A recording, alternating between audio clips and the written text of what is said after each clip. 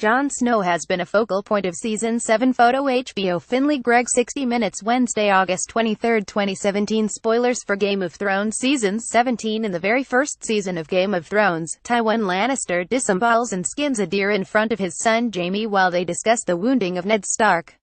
A lion doesn't concern himself with the opinions of sheep, growls Tywin when Jaime admits to being bothered by the nickname Kingslayer. At the same time, Tywin folds back the skin of the stag, which clearly represents the dying King Robert Baratheon. This was a typical episode-stealing performance from Charles Dance. But more importantly, it was intelligent, complex and multi-layered television from Game of Thrones creators David Benioff and D.B. Weiss. The kind that viewers of the show would grow to adore. A lion doesn't concern himself with the opinions of sheep. Photo HBO in this current season, however, scenes of this kind are conspicuous by their absence. Season 7 is producing unprecedented spectacle for the small screen on a weekly basis. But it is also dumbing down the weighty sense of drama that made Game of Thrones so great.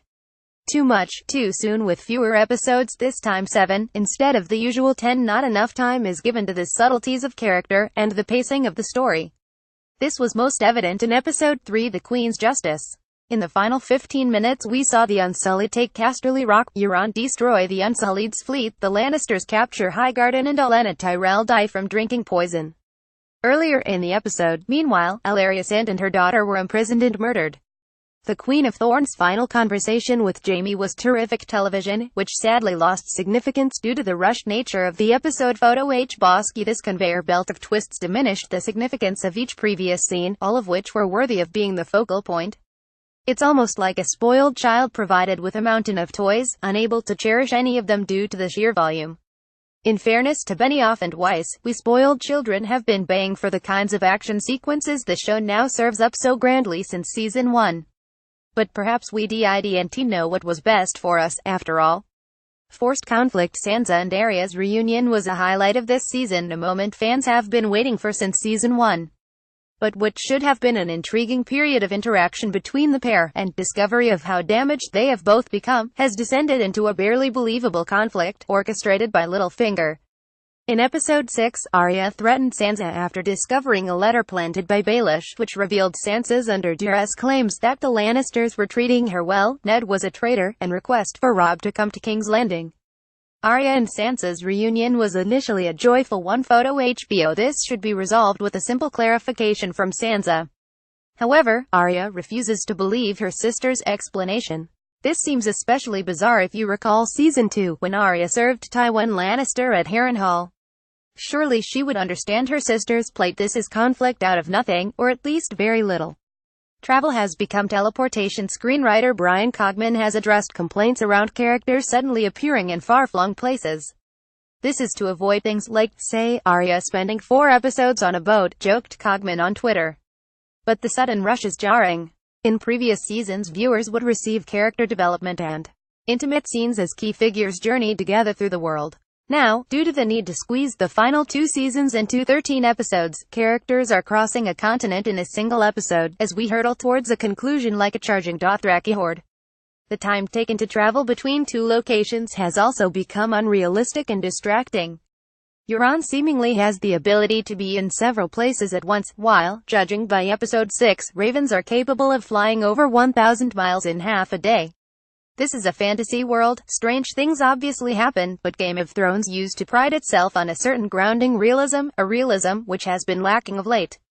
Convenient and silly plot points. Kidnapping a zombie to prove a point. It was dangerous, ill-advised, and based on countless assumptions. The annulment of Rhaegar Targaryen and Elia Martell's marriage was a blink-and-you'll-miss-it moment which deserved more time in the spotlight. Tyrion, an incredibly distinctive-looking character, sneaking into King's Landing in broad daylight. Cersei knew that Tyrion was in King's Landing. Why wouldn't she have captured her brother? Daenerys' decision to send half her fleet to pick up the Dornish army, despite having already passed the region on the way from Essos. Sam curing Jorah Mormont's grayscale with ease. Jon Snow and his band of misfits should have had a better reason for venturing north of the Wall. Photo HBO. Limping to its conclusion for 6 seasons, Game of Thrones did a magnificent job of delivering painstakingly crafted plots which moved at a well-judged pace. However, due to the reduction from 10 episodes to 7, crucial plot points haven't been given enough time and attention, and spectacle has overtaken story. The lack of source material has compounded this, as George R.R. Martin continues to plow on through long-awaited sixth novel The Winds of Winter. The result, sadly, has been an entertaining but ultimately dumbed-down version of the show.